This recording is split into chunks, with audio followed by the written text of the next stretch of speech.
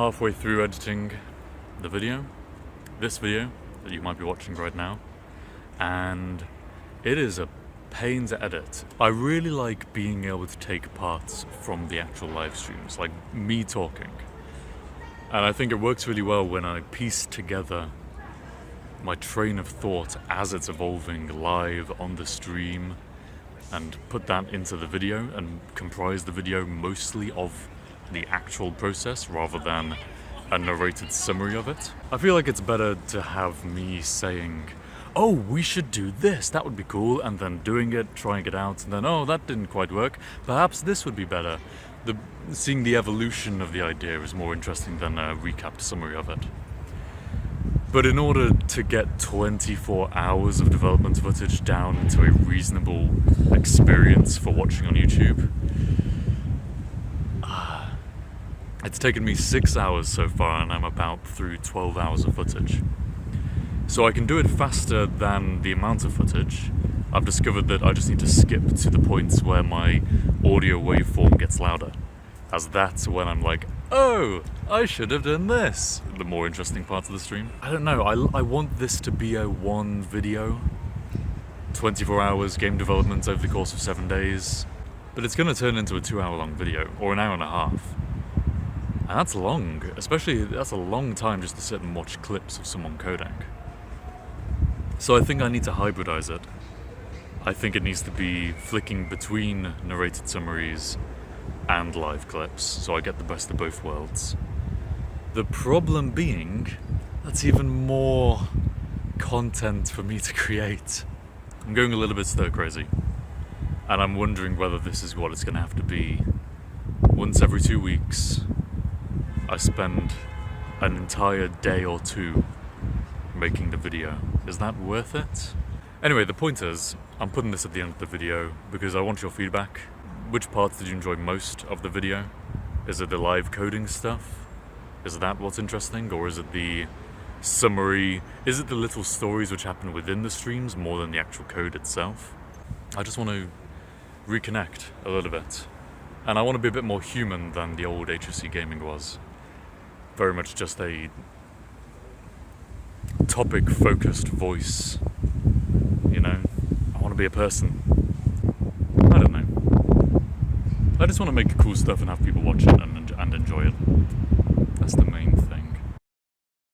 I figured it out while making the sandwich. This video shouldn't be trying to be everything. And up until now I've been thinking of it as just being the ultimate insight into developing games, but that's not really what it should be. It's the story of making Give No Quarter. And it's all about how well it fits. It shouldn't be everything to every person. It needs to be something very specific to specific people. And that is the story of making Give No Quarter to you.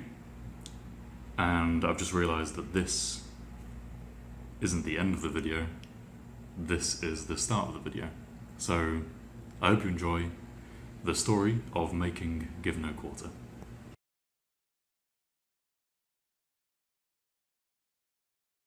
This is my collection of Game Jam games from like 2 years previous onwards. You are a cube and stuff drops and you have to stop it from hitting the ground by laying down these tiles. Oh, this is when it's getting impossible. You just have to hold out for a long enough time. And there we go, I lost.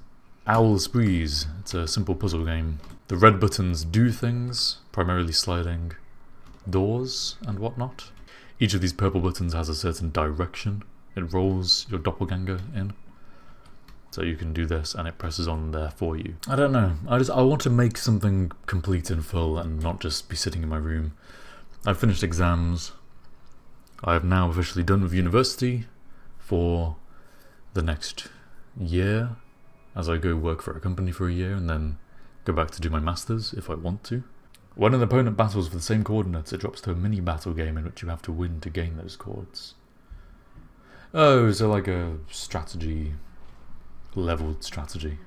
That's kind of an interesting idea though, like a recursive game. When you move a piece into this coordinate, you go down a level, and then this grid space becomes another game of that which you have to win. Array, what I'm saying is, I'm starved for ideas. You don't need to thank me for considering your idea.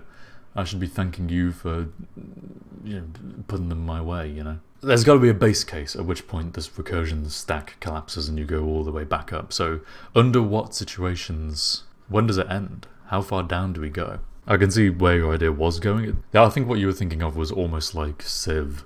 You know how you move a unit into a thing and then it goes down, you get to watch them fight, but you would actually do the fighting. What would be really cool is if your actions in the lower games don't just determine like a Boolean success or not. It kind of gives you context on how to play the outer game. What you have is a chess with Fog of War, but when you get into some sort of recurse situation and you go down a layer, then the game that you end up playing reveals something about the opponent's strategy. Imagine a country split into different regions. At the start of the game, you're able to choose what each region is, but the enemy doesn't know. Then when you, as the enemy, move into that region, it takes you down into a fight for that region, where that region is split up into just a board. They've assigned a certain number of pieces to sit in that region. Turn-based, but both players take their turns at the same time. You attack into an area. That becomes your focus.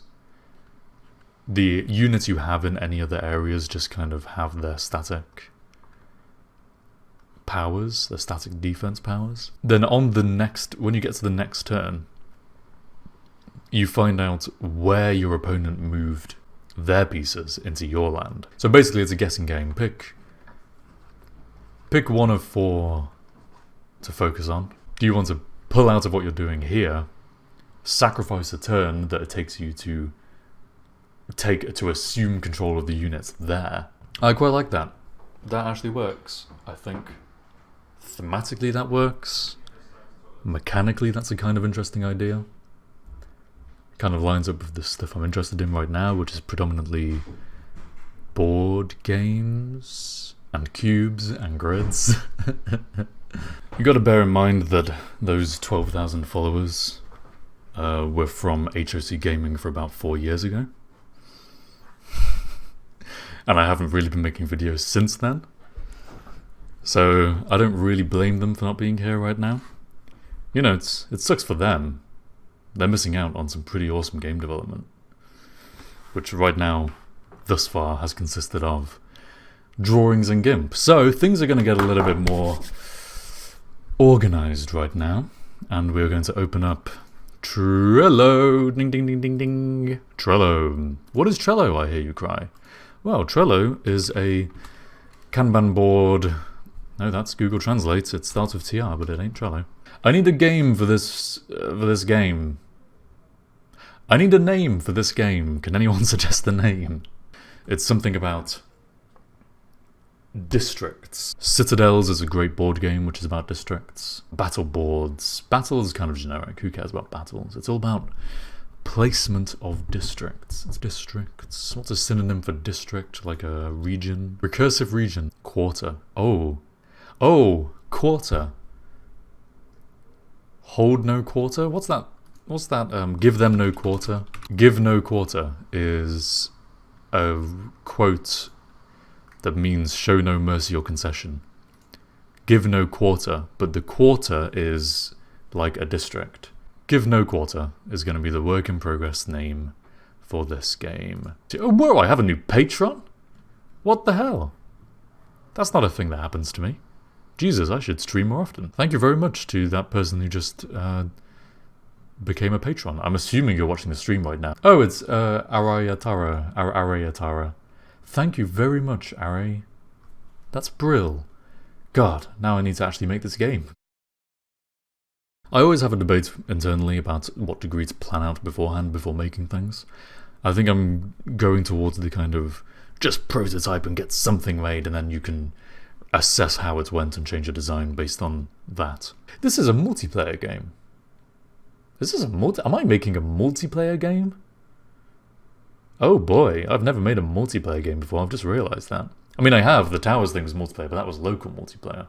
Whereas with Fog of War, you can't see the other person's thing. So either that or it's just single player with an AI. And an AI is going to be kind of tricky to make, but not impossible. Well, hey, what do you know? So there you go. We got some districts going on. They have tiles. Hey, look, it looks like real tiles. Holy moly. And each one of these can have a unit which can do things to other tiles. Wow. One of the best things to do straight away to stop your new Unity game from looking like a Unity game, get rid of the skybox. Then go into the camera and just set a background color. Cool, there we go. We don't get any false perception of depth from a weird skybox. Right, I have a few complaints, but we need to actually get things working before we focus too much on aesthetic. Oh, I was wondering why I was feeling so incredibly tired, and then I realised it's 11 PM. You just shouldn't be able to click on units. You should be able to click on tiles, and then that'll pass the click through. It's just whatever unit is on that tile, right? So instead, get rid of this. Get rid of the collider. We don't want to be able to click on this. We just want to be able to click on the tile. If you click on this, and player focused unit is null, player.focused unit equals unit. Whether that's null or not, it doesn't matter. You click on a unit, but the unit needs to know what tile it came from.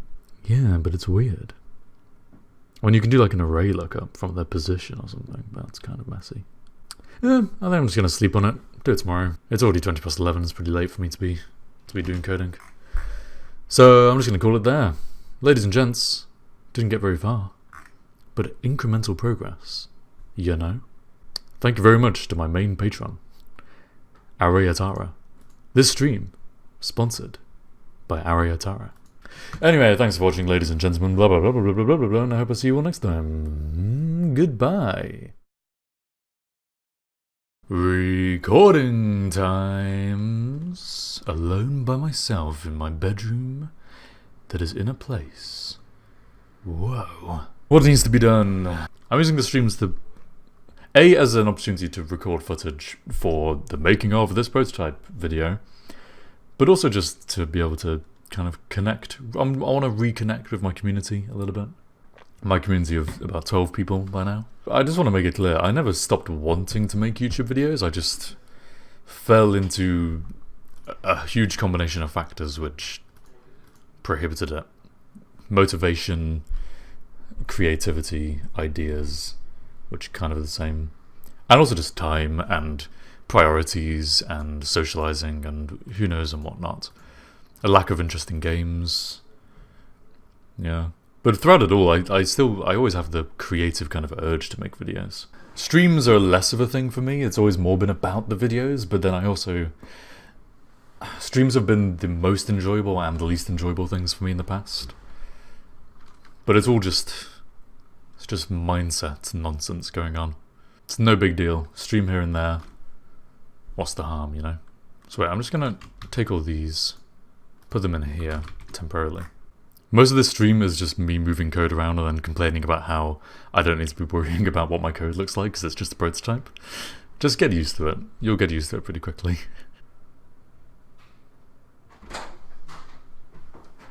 Figured it out. I figured it out, people. You got a problem? You just go sit on the toilet for a bit. 1 minute, all it takes. And the answers become obvious. I have to let a man into my apartment today. Not just any random man, but a specific man. However, he doesn't speak a word of English. He only speaks Russian. So I want to learn a couple of Russian phrases in order. So, you guys teach me some Russian phrases. Some people absolutely hate doing this in comments, but I think it's a really easy way to kind of split up code when you want to have a lot of things in one class. So this is all highlighting code aesthetics are very important. You're goddamn right. The player is just like, oh, do the thing. It'll decide for itself contextually whether you're walking or... If there's an enemy unit there and it's in range and you're an archer, then you won't move there, you'll just shoot it. Yeah, no, I don't know whether I was taught to do it like this, but it seemed to me, or seems to me, that the convention is to declare all your variables at the top. But I actually think it makes way more sense to, like, declare things in chapters or something. So I'm gonna do this, and people can shout at me if they feel like it. Oh wait, we need to say to the tile like you've lost your buddy. So really, we tell the tile to move its. We ask the tile to do that, or the unit tells its tile. Holy moly! Hang on. Okay, this is what we can do. We can say tile, current tile, tile target tile. If we move, we leave this tile, we move to the enemy tile, or whatever tile we're heading towards. And then target tile. That's how we get the reference. It all slots together. So this is going to be a private... Whoa. Is that my phone making those noises? Calendar. Yes. A Russian man incoming. Could be incoming at any moment. I haven't learnt any Russian. Damn. Wait, let's learn some Russian. Let's pause the stream for a second and have an interlude. We're gonna learn some Russian, guys. Are you ready to learn some Russian together? Yay! Everyone says. So, top 10 Russian phrases. Sentences you need to know in Russian. I mean, actually the guy's Ukrainian. Maybe I should learn Ukrainian phrases. Ukraine is like the hip version of Russia. Russia's cool younger brother. Alright, 14 basic Ukrainian phrases for your trip to Ukraine. I have a Ukrainian man invading my apartment at any moment, so I need to be able to say hello to him. Dobry den. Dobry den. Dobry den. Dobry den. They do like the ri. Dobry den. Dobry den. Privyet. Is that... Yeah, I don't want to be too formal. Oh, here we go. Hi. Yeah, that's literally the second one. Basic Ukrainian phrases for your trip to Ukraine. Privyet. Privyet. Privyet. You guys can rate my pronunciation if any of you are natives. I guess Polish is close enough. Privyet. Okay, so he said... Basically, because I'm going to be giving him some keys, so he comes in. I go, Privyet. I need to go like, here you go. Ah, here you go. Here's how you're supposed to say it according to some random Ukrainian. Os budlaska. Hey, that's pretty easy. Os budlaska. So I give him the keys. Os budlaska. Privyet, os budlaska. Oh my god. Oh, someone's calling me. Who's this?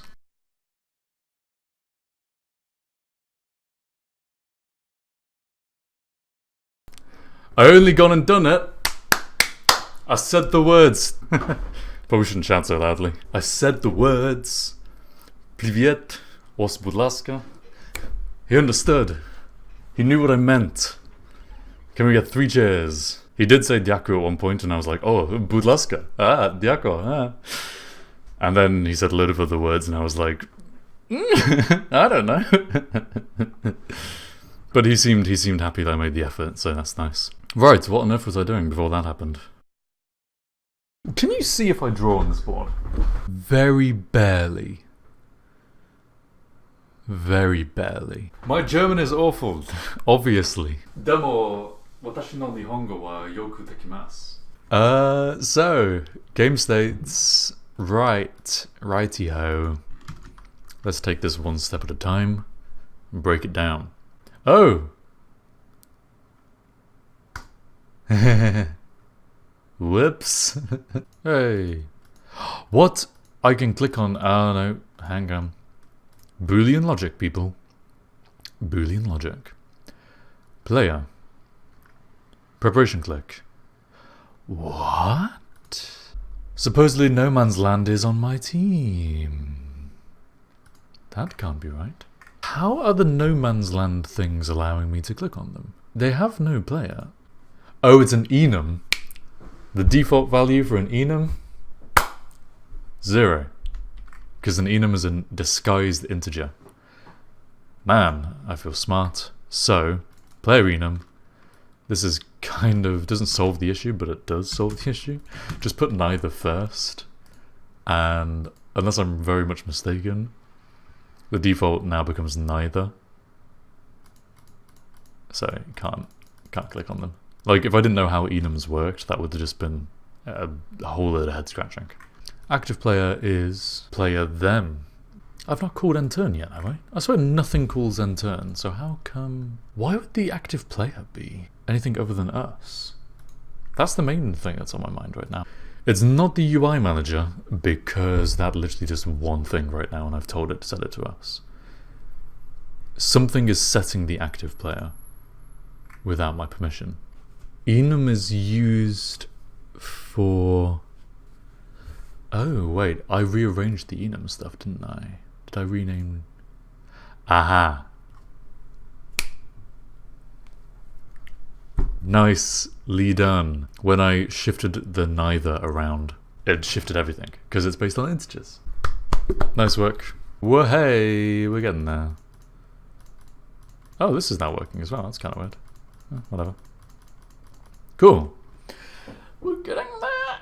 We're getting there very slowly. Let's git commit. Let's do some git committing. Yay! How long are we streaming for? Nearly 3 hours. Holy moly gamoly. Holy moly granola. Granola bars. Alright, well, I might call it a day there. That's 3 hours of development. That's not bad. To be fair, we're getting to the interesting coding now, actually, so maybe I will just carry on. Hello, I'm recording again. Hello, YouTube, etc. We have a great big button. Now, when we click it, it needs to do things. Oh, which, by the way, the text color, I'm going to make it very, very slightly off. It's already off black. God damn it.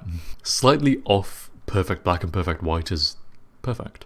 Just a graphic design tip in general, if you want a black background, actually make it dark grey. And just somehow, it just looks better. I don't know what to say. Hell yeah, baby. Hell yeah. It almost looks like a game now, doesn't it? Isn't that good? Isn't that good? Isn't that just meaty? Let's get some sick camera motion going in there. Thanks for watching, and I will see you all next time.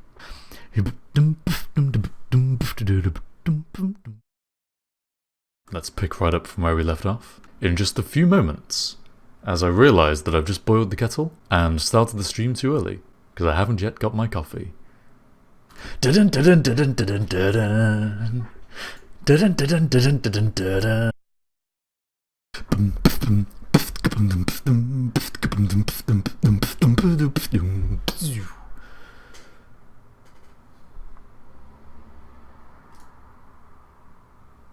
I'm just kidding. Alright, let's go. We have a finite state machine where you start off here, player 1, prepare, then it goes to player 2, prepare, then it's player 1, pick district, player 2, but then it's player 1, call this turn, player 2, turn, and then it loops around here if turn count is less than a certain amount, so call this just like less than or equal to 10. Then it goes back to player 1 picking however many times. I mean, doesn't it just kind of keep going until the game is won? We have to decide what the win conditions are. Pick which district you're going to fight in, the other person picks which district they want to fight in, then you take your turn, they take their turn, and you keep taking turns for a certain given number of turns until one of you has won. So this is kind of the game cycle right now. So I think if we literally just make this represent this finite state machine in code, so this should work exactly the same as... Wow. Whoops. The reason I cut to my webcam whenever I get commits is because I don't want to show my desktop too much. Not that there's anything on there that... There's a picture of my girlfriend. I don't know whether she'd want that to be shown, I guess. Oh, I can just delete that. Problem solved. Just delete that photo. Or move it off my desktop, I guess. What's up next? Maybe a bit of a break. We've been streaming for an hour and a half. I should probably go up and walk around. I need to buy a battery. The Ukrainian man I was talking about, my flatmate's dad, woke up in the middle of the night to a smoke detector beeping really loudly above his head because the battery had started running out and it was trying to warn him. So I had to, I went in and was like, I will fix. I will fix. And then fixed it and took the battery out. It was fun. Fun communication times. Had a little bit of exercise. I hope you have too. It's very important to maintain your cardiovascular health, sufficient oxygen. Did you know? If you sit inside all day, the average room has way less oxygen than you should be having for optimal brain functioning. Fresh air. Very, very important when doing anything. Anything at all. Yes, it was fast. I kind of got up, stretched, did a few press-ups, went outside, came back, and then I was like, oh, well, I guess I'll just carry on. Open up those windows, atom guy. Let the air flow into your room, flow into your lungs. I could do a mindfulness program, couldn't I? Just breathe deeply. Do that kind of... that voice those people do. Let all that fresh air enter your body. Okay, so if I click on one of these, it should choose that district. So, hey, there you go, and then the turn. Cool, hey, and then the turn. And now we play. And that is still a bug, so that's good to know. Well, the idea is that we want the player to choose which one they're fighting in. And so if the mouse hovers over this one, I'm thinking something to indicate. Oh, pop up! Brilliant, Canap! That's nice and text, and I like the... oh wow, each tile could pop up as well. Yeah, it kind of boop, boop, boop, boop, and then like when you move across them, they go like that.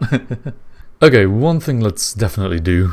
Time to add some more UI elements. Let's keep track of the rounds and the turns. Anyone here an expert in Unity UI? There's this particular thing I need. Fit. Content size fitter. That's it. Vertical fit. Preferred size. Way. That's the one I wanted. I used to dislike making UIs, Daniel, but I've started liking them again a bit more. Unity UI is great when you know when to use it and when not to use it and how to use it. It's great, it's just off-putting to begin with, that's all. So messy when dealing with different screens and aspect ratios. But Unity can do scaling for you. So as long as you allow it to scale for you. But you make a good point though, I haven't tested that. Free aspect. Whoa! Maybe you're right. Interesting. Okay, but in theory it can. In theory it just needs to not the hell do that. Jesus. UI doesn't scale correctly with aspect ratio.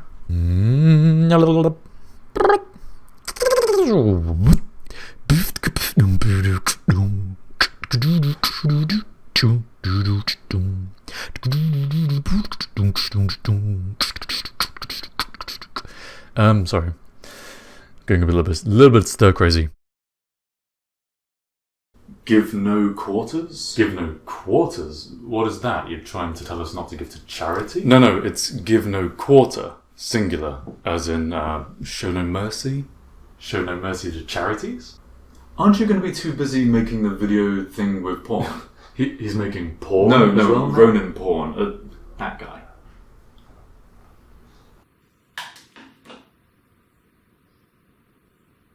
Yeah, the stuff with porn is the other side of the things that I'm going to be regularly doing, so that'll be fine. I can manage both. Hopefully. My bedroom has these really tall ceilings, and the lights are mounted on the ceiling, and so as you can see, oh, such dark bags under the eyes. So how do you get rid of bags under the eyes? Well, you put a mirror on the floor. Just go ahead and put the mirror on the floor. Bounce lighting, baby. Bounce that light. Hell yeah. So technically, if I make this game, I'm the CEO of my own game studio, right? I mean, I've got the ill-fitting blazer, but I can't touch my elbows together in this thing. I'm basically half the way there.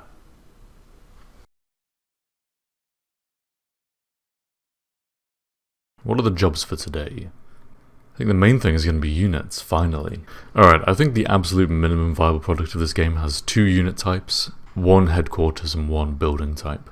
So each unit has its little icon, but there's a counter next to it, which says how many of that remaining you have. God. This is the kind of thing I've never made before. So it takes some thinking. Most of this stream and most of game development actually is just kind of sitting here and thinking and then going, yeah, I know how to do it. Laxi asks, what do I use to style my hair? That is the first time I have ever been asked that question. I use, I'll show you. I use this bad boy, which it seems like absolutely everyone in the world uses. This is not sponsored. Genuine advice. I'll try and get the focus. There you go. Weirdest advice on HOCgaming yet. Well, not weird necessarily, but off topic maybe. That's probably not even true. I bet I've done loads more off topic stuff. I want to see this game of Ducky Daniels. Shall I play it on stream? WASD to move, left mouse button to shoot, plays an archer shooting skeleton archers. Oh, there's actually music in the game as well. Oh, sick. Dumped in the pits for a 5 score and killed for 1 score. Oh, they get knocked away. Shoot them into the... Oh, I see. Push them into the pits. This is like way better than... How long did this take to make? Because for most of the level of game jam things that I tend to see at the game jams I attend, this is way above them. Oh, it was 48 hours. Okay. Now the interesting thing to know would be how much less than your original concept is this? Like, did you go into it with a super ambitious design, then have to cut a load of things out? You went as simple as possible and finished early. Yeah, that's the way. That's the way of the experienced game jammer. Hell yeah. Easy peasy. But it's getting somewhere. We're getting closer to an actual version of the game. Oh boy. Oh yeah. Okay, so ladies and gentlemen, thank you very much for listening to the stream, and we're going to go to a bit of a break. We're going to be back around 2:30, so in just under an hour's time or so, thereabouts. Thanks for watching, and I will see you then. It's the end of week 1 of game development. One of the things that's been on my mind this year is that I want to... I don't know that I want to make vlogs, but I think just there's a world of opportunity in the outside world for making things which look nice and are interesting and sound nice. So, I have long arms, which is good vlogging material. The interesting thing is that YouTubers, you watch videos of people walking around like this, and the first time you try it yourself you think, oh, it must be drawing so much attention. Who is this weirdo talking to himself? You can imagine how... Have you ever used a Bluetooth headset to make a phone call? You're talking to someone, but because you're not holding up a phone to your ear, you think that everyone just assumes you're talking out loud. The funny thing is, the reality is that no one cares what you're saying. No one really pays much attention to anyone else. Not for more than a split second. Oh look, that guy's holding up his phone. He's probably taking a picture, something. No, ladies. I'm just recording a video of myself. Game development. 1 week. 1 week done so far. It's going well. Progress is pretty quick. I don't know exactly how many hours I've actually put into development right now, but we've had time to do planning and to get a grid and to have units which can move around that grid very simply. And I've literally just finished a morning stream where we got placing units on the grid working. So development going fine right now, but it's still a small project. There's not an awful lot really going on right now with the code. We've got a while yet before it grows into something really big, tangled mess. There are some truths in life that are really difficult to swallow. Sometimes the world comes calling and you've got to reevaluate your opinions, reevaluate who you are as a person. Selfie sticks are actually a really good idea. Just let that sit for a second. I think that cringe comes from people denying how important our phones are to us, connectivity to other people through the internet and stuff. Selfie sticks do nothing but improve the quality of that connection with reduced arm effort. I don't have to do this. And I think if you can get over taking photos of yourself normally, you can probably get over using a selfie stick. So that's my thought for this video. The stream is going well. There's like a couple of regular people, maybe 3 or 4 regulars now who are kind of always on the stream. Sometimes when I start a stream, it kind of feels a bit ridiculous. Why am I talking to no one? You know? But then I usually end up with a few people, and that kind of lifts. The interesting thing is that writing code on a stream has actually become quite useful. It's kind of pair programming taken beyond pair programming. It's rather than having one expert coder sitting beside you, it's having 10 very, on average, shit coders. But between them, they kind of have enough gained experience to perform a similar function. Coding actually, whilst being live on a stream, is fine. It's mostly about having enough self-confidence to not rush, to not feel pressured into writing things quickly. Like, if I need a couple of minutes to just sit around, as I'm about to do here, if I need a couple of minutes just to sit and think, then I think that's fine. Alrighty, let's plop myself down here. I think it's definitely evidence that prototyping something quickly, you can design forever. You can plan to any fractal level of detail. It just gets more and more detailed the deeper you go. But until you actually try and implement it in code, you can't predict everything that might go wrong. And I think it's proven so far anyway to be pretty informative to just crack out a prototype really quickly. The main worry is that doing this prototyping will show how bad the on-the-fly design turned out to be. And then that's going to require a redesign of everything, a remake completely from scratch, which is half the idea and half also not desirable. Because if I've already made the grid and all the units and all the buildings, I don't want to remake the grid and all the units and all the buildings again. But at the same time, I think it'll go much quicker. It'll feel much easier having done it once before and having the foreknowledge of how to do it again, but better. So we're on the right track. I think we have the right mindset. I made the pitch meeting video. When it came to recording, I didn't think at all about timings. And one of the most annoying parts of the video was having the two Harveys turn to each other and say, "Oh, I think that," and the other person goes, "Oh yeah, I think that as well," at the right timing for a natural conversation. There's one point in the video where the take was good, so I wanted to use that take, but Investor 1 didn't give Investor 2 enough time to speak before he retorted with his response. So there was about like 3 frames when Investor 1 turns to look at Investor 2. 3 frames when the head is pretty still, he's looking, listening, and then turns back and says his line. So what I did was I took those 3 frames and I yo-yoed them, reversed and repeated. So he kind of goes like... But the video turned out okay, and it's got good feedback. Already 1 extra patron, despite the fact that I asked for no money. The Patreon stuff, the money in the Patreon and everything, I think as the opportunity is there, it would be nice to get patrons invested in the project.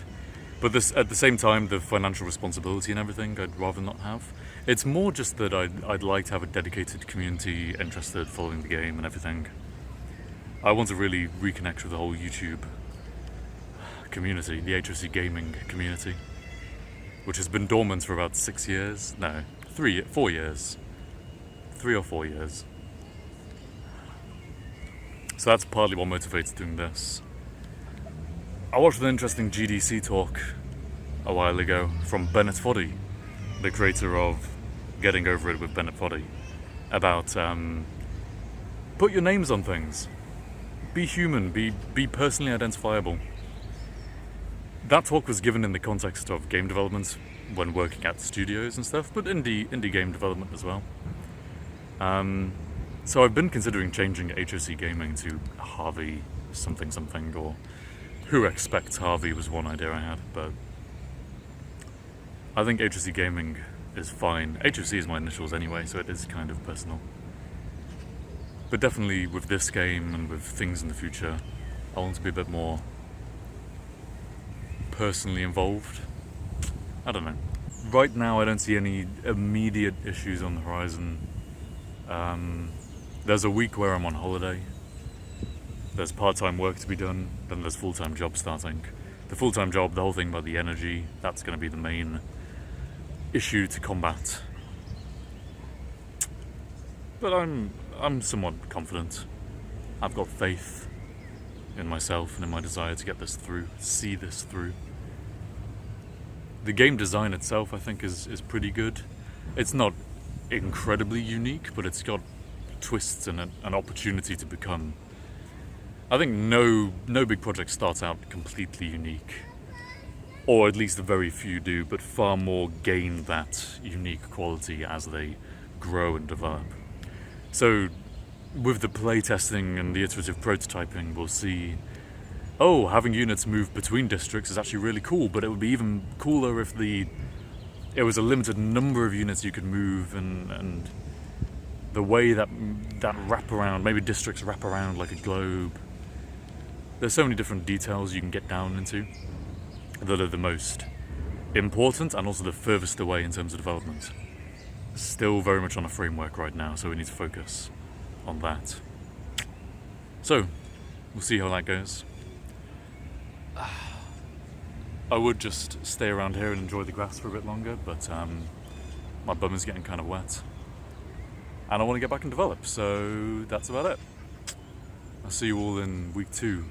End of week 2, I guess.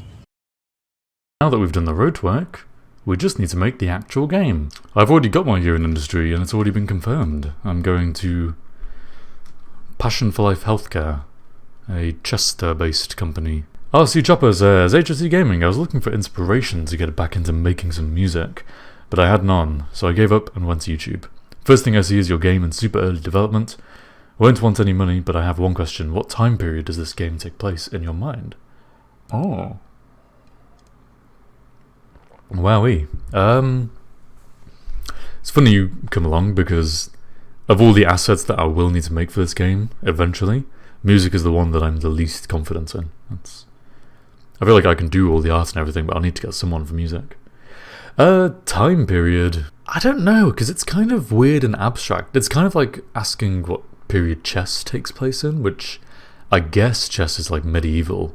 But it's, I don't know, it could be anything really. I probably think more futuristic, actually. More like cyberpunky. I mean, if you made some music for the game, that would be absolutely awesome. I don't want to obligate myself into using it if I don't like it, as a disclaimer. But, I mean, if you're wanting to make some music, and you want to throw it my way,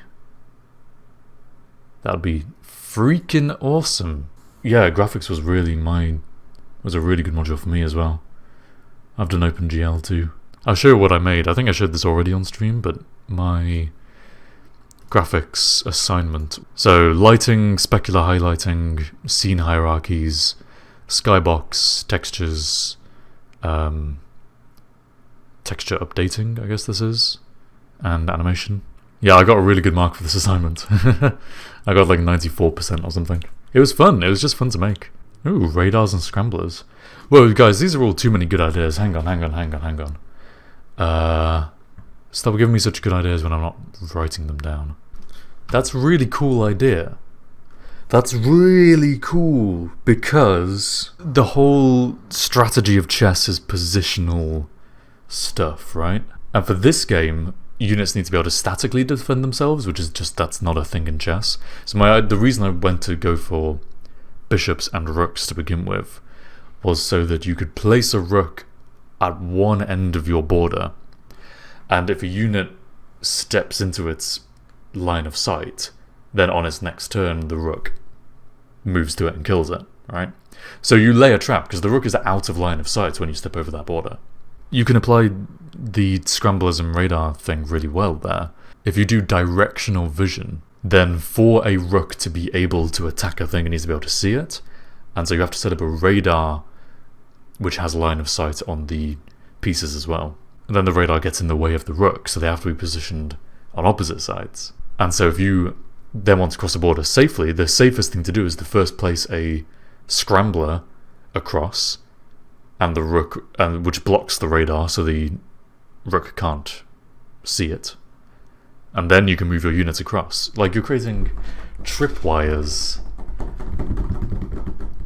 Cool stuff. So, place down my headquarters there, place down bishop and rook.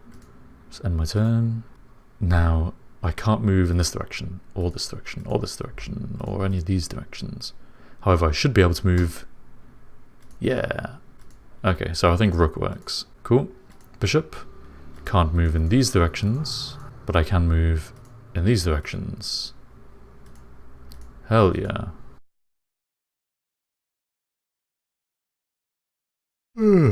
Well, it's going to be a good day for game development today. Every day is a good day for game development. Fog of War is getting more and more important as we get towards a playable prototype. But highlighting is one of the most important parts right now. You need to highlight where units can and can't move and have some sort of generalized system for how we do that. So that's today, I think, or at least that's today's stream. Pengo Ray is now hosting my stream with 1 viewer. Wow, thank you very much, Pengo. Appreciate the support.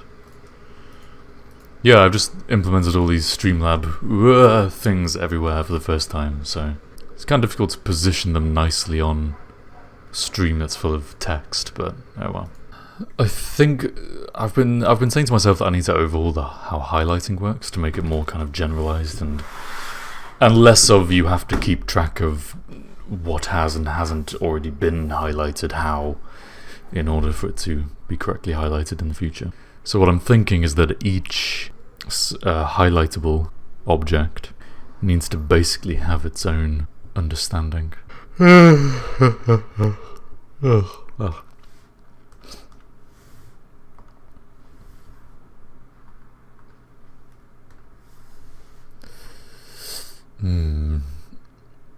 So, highlighting, right? The boards might not necessarily be blank to begin with. They are right now, but you know, maybe I'll have different maps which have got different terrains and they've got walls and stuff, you know. There's a world of opportunity for prototyping. The important thing is, right now, I just care about the highlighting system of how I'm changing the colours of things. Because I'm fed up with it feeling like it's all over the place. I'm trying to bring it in. I think this is about right, actually. I like the structure that's going on here. I'm glad it turned out to have some inherent structure, because otherwise this would seem like a massive waste of time. If it was just like, yeah, you just go to that state and then back out, that's fine. Right, let's just put this into code and see if it works. There is no problem in CS that cannot be solved by indirection, apart from the problem when you have too many indirections. I don't know who said it either, but that's a fucking hella good quote. That's true. Cheers. Oh god. Alright. Fine. More booleans. This is rapidly turning from being just for highlighting to being full-on game stuff as well, but okay. Highlight state dot highlighted unless we're doing... Oh boy.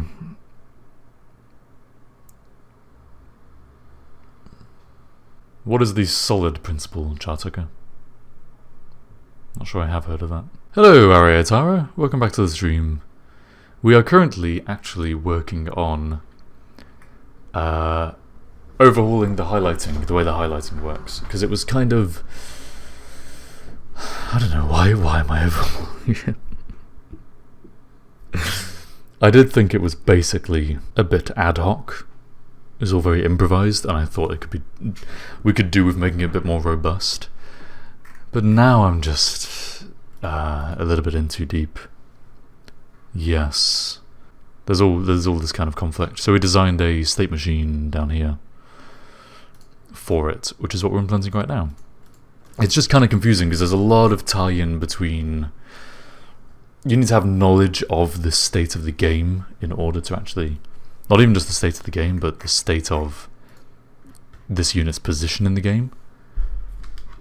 And this has to apply to tiles and units, and so on and so forth.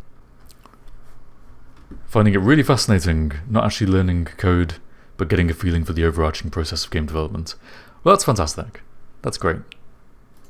That's what, you know, I'm glad to be able to give you an interesting and insightful experience. But something I've been meaning to set up is just a button on my desk or on my phone, maybe, whenever something particularly interesting happens in the story of the development of this game. For instance, oof, this is awful to code. That's kind of like an interesting point to talk about in the video. To press the button and timestamp it, to make it way easier for me to go back in editing and all this footage I'm recording now, to be able to go back and say, well, here was an interesting point, add this to the video. Yeah, this is what I needed to do. I just had this idea way too late. I'm just editing the video right now. It's taking a long time. And this part, where I was doing the state machine, it wasn't fun. Not to code. Oh, hello webcam watermark. This wasn't fun to code, and it wasn't fun to watch me trying to code it. So I'm gonna skip through it pretty quickly. Stuff is happening, things and stuff. That is time. That is it. Stuff for time. Words. Livestream break. Livestream break. That was 3 hours and 15 minutes of straight awful code. I went out for a walk, I did some thinking about the whole highlighting system and the states and the finite state machines and everything like that. And I think we ended up with the right idea, poorly implemented. Trying to hash it into how we were doing things, or are doing things with this prototype, was probably a bad idea. But it's given me good thoughts on how to design the final thing, so it's worth it. Okay, click on new. Ooh, yeah boy. See? This is what we wanted it to be. Get this just to the point where we can figure out how the game should be by playing around with this.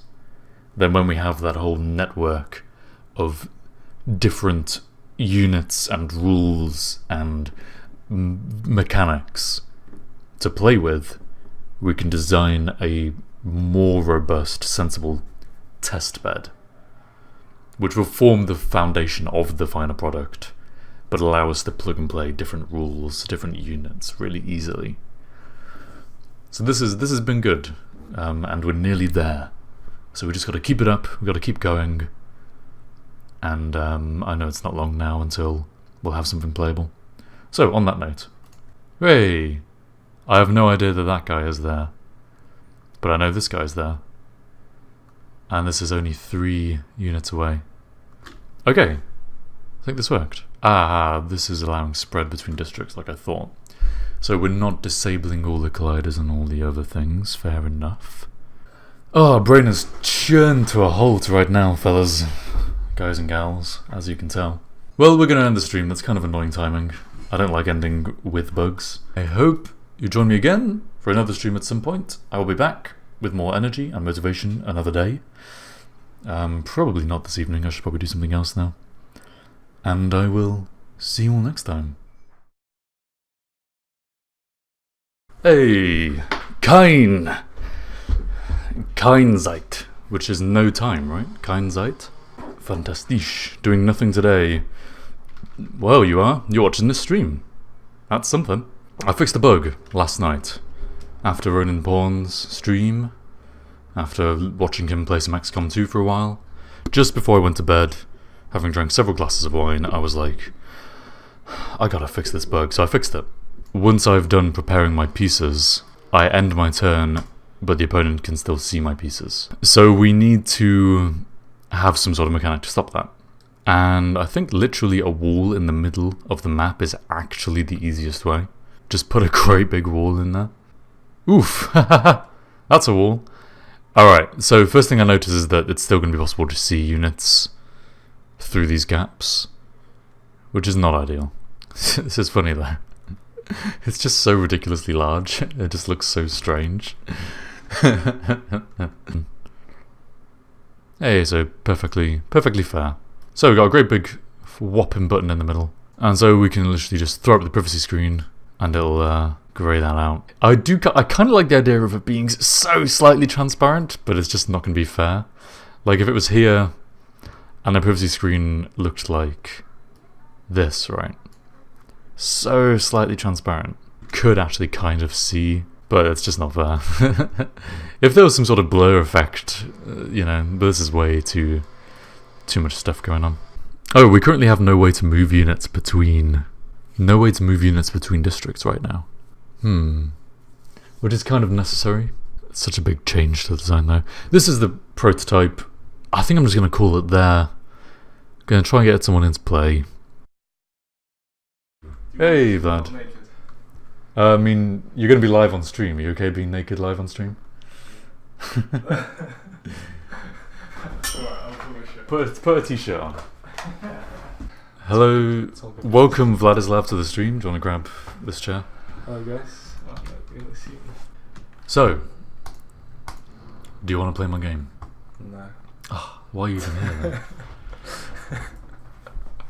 You're forcing me, dude. That's true. This is about like psychology as well. Yeah, exactly. Alright, let's try this. Cool.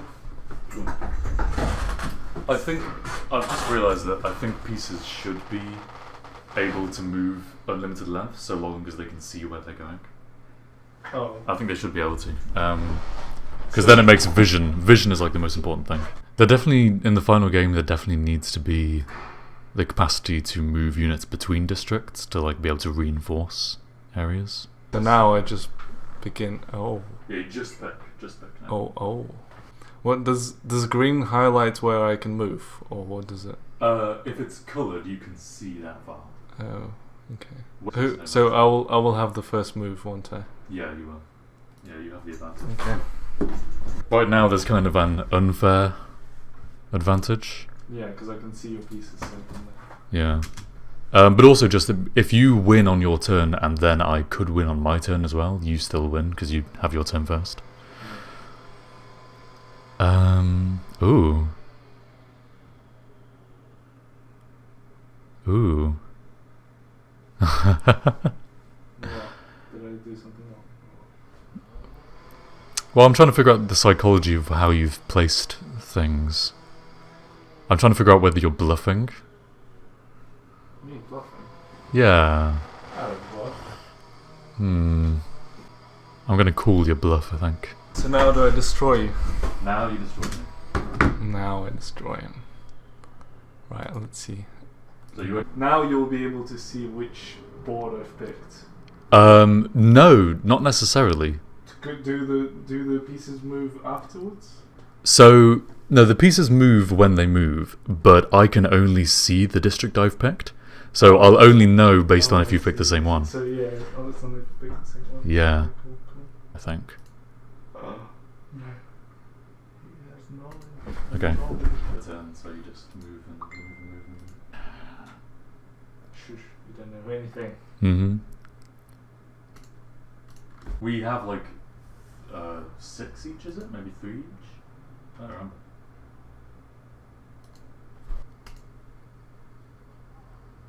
Okay. Oh, so now I've picked a new one. Oh, okay. So that was the end, so it was 3. Yeah, it was 3, Shit, okay. I see which one you picked. I don't think it's...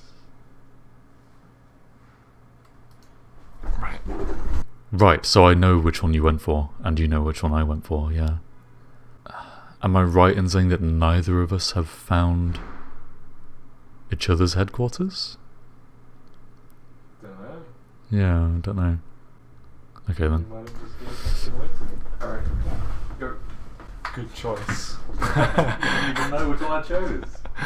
Maybe he's telling to me. Oh, was it the chat? I thought he was telling me that I made a choice.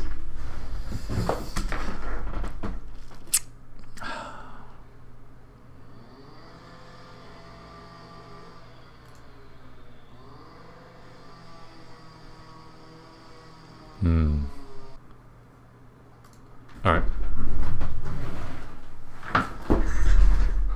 You will win. Who will win? The fly, man. Yes, red shirt man. Let's see what we can do.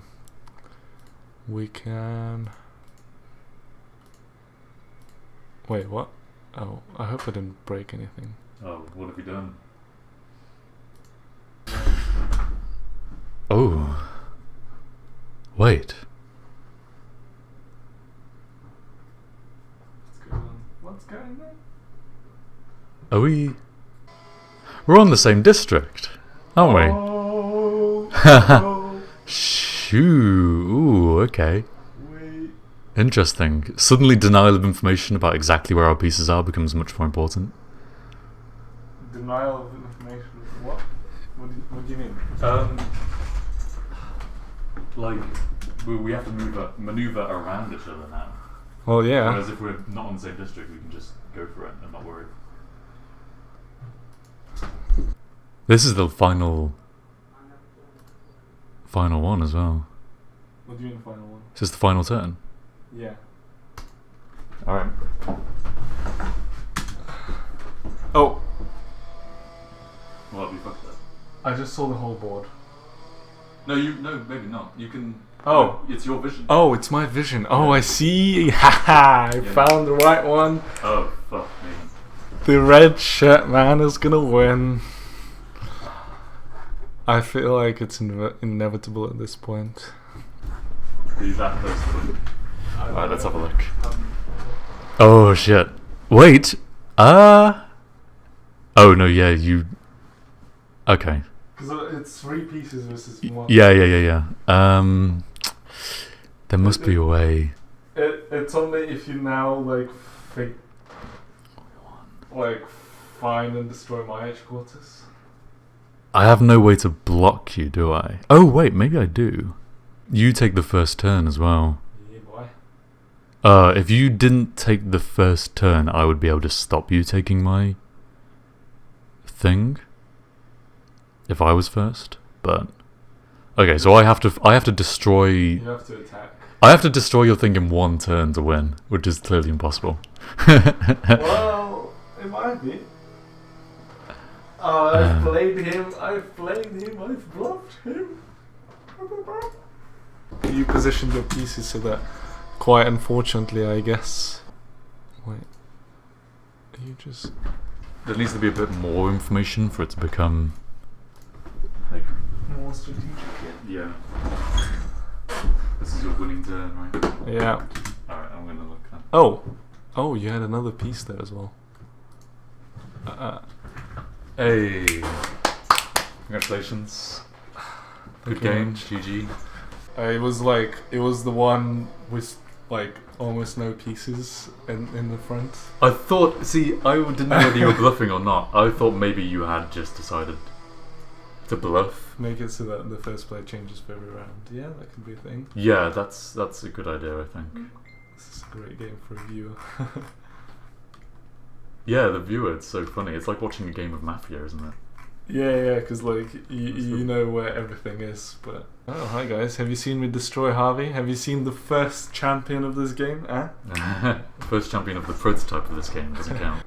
Okay, so what did you think of the game? Me. Yeah. Like, what do you think about its... It's too much dependent on luck. Maybe maybe instead of 4 boards, have 3 boards. I don't know, because then it, at least it narrows down. But I don't know. But then it's not given a quarter, and it needs to be quarters. Yeah. I see. I get, if you give a bit more information somehow, because currently it's too much luck based. Because you can, if I just picked a quarter with your HQ in it, then it's very likely that I'll win. Yeah, it's basically, if you get lucky in the first round, then you have all of the information, because you can validate whether it was your opponent's headquarters immediately. Yeah. So I think the boards need to be bigger. I think there need to be more pieces. Boards bigger. I don't know. I think the size of the board is fine. Well, the problem is it's too easy to find your opponent's headquarters immediately. I guess. Yeah, but then if you make the board bigger, then you need to... Oh, I guess, if you have... I guess it took long for us because we were, turning on the chairs there and back. If you're sitting on 2 PCs, then it's not as bad. Also, this doesn't have one of the big parts of the game, which is supposed to be that units defend themselves even when you're not there. So what I was thinking was, if you place, like... So if I attack you... If I have a rook sitting on this tile here, Yeah. and you move here, then on my turn the rook should take your piece. Oh, I see. So you set up defences, is the idea? Yeah.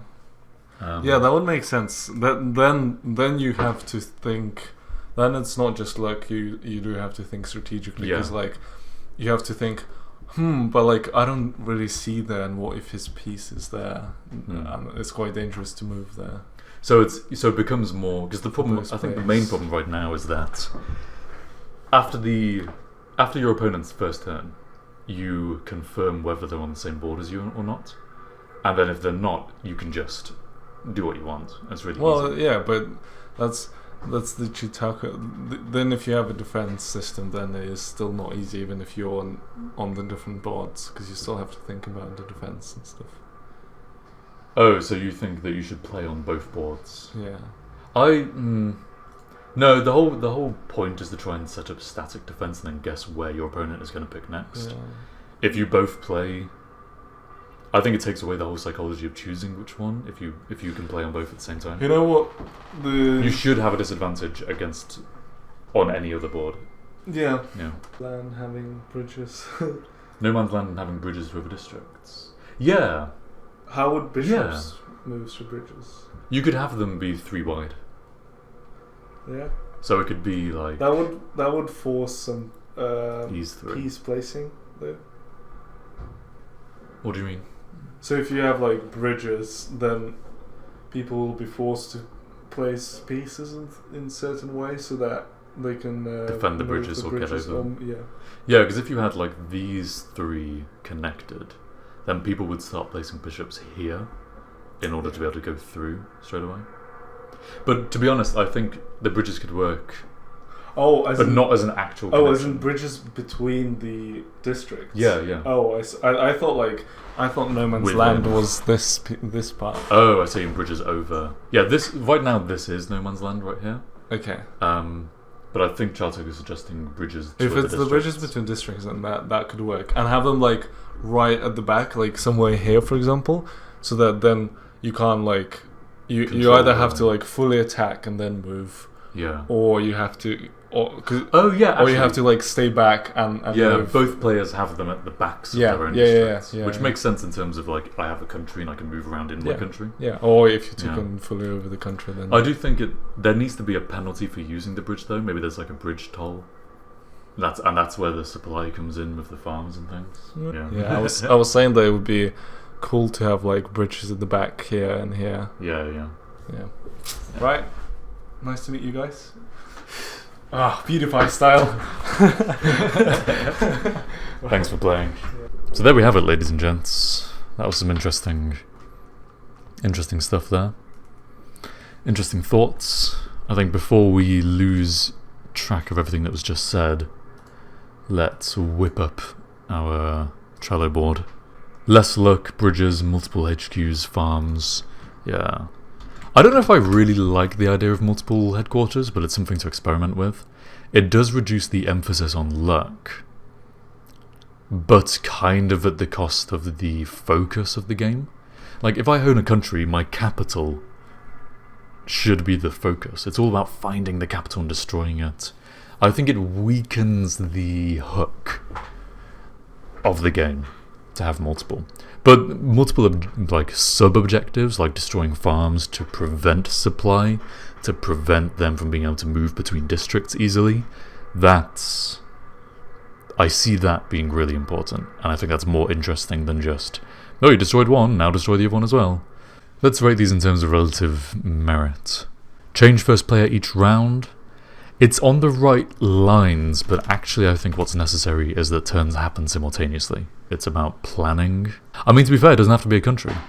In fact, if it was 2 cities next to each other, having like a city war, I think that's a more interesting scenario anyway. Now, I'm really, really into this. I think this is really important. I want to remove the first turn advantage rather than having to fall back on an alternating system. Ranged units or some with more health. That's a big design decision. I prefer the chess analogy right now. I prefer having chess pieces where if I can attack you, I win that fight. I think it emphasizes importance of positional strategy over unit strength. Any unit can destroy any other unit. It's just about being in position. And I think positional strategy is more interesting than just, I upgraded my archer so I could outshoot you. You know? And the thing with archers would be overpowered in this game. It would become like a turret defense game where I place all my archers around my headquarters, I have a load of scouts out there to keep vision for me. If you step in, I shoot you, and you die, but I don't compromise my defense. Whereas if you have bishops doing stuff, if you step into my vision, my bishop automatically attacks you, my bishop is now out of position. And I think that whole positional strategy thing is way more interesting. Ladies and gents, thank you for watching, and Harv out.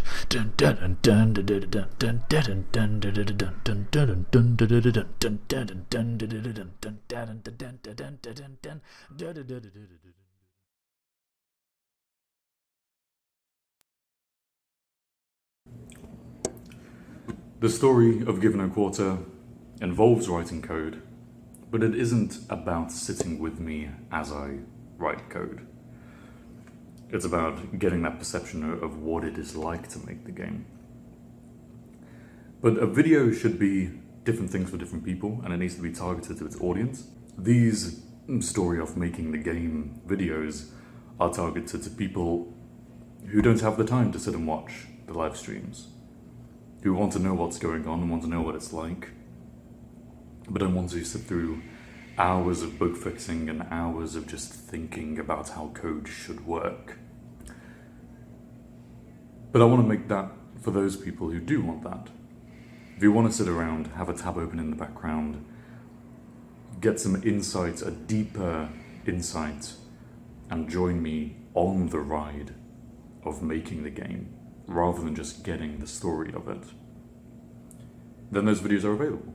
So the HOCgaming Mark II channel, which hasn't made a video in a long time, I'm going to upload the streams in full to there. So they'll be there, they'll be available. You can go on Twitch and watch them on Twitch if you prefer, but either way, I can do both. We've got the story of, and we have the actual live streams themselves. So thanks for watching the video, I hope it was good. I haven't finished reformatting it to how I planned for it to be, having eaten this sandwich and had the idea that I spoke about at the start of the video. So I'm going to go do that, and hopefully it turned out well. If it did, I hope you enjoyed, and I'll see you in the next one.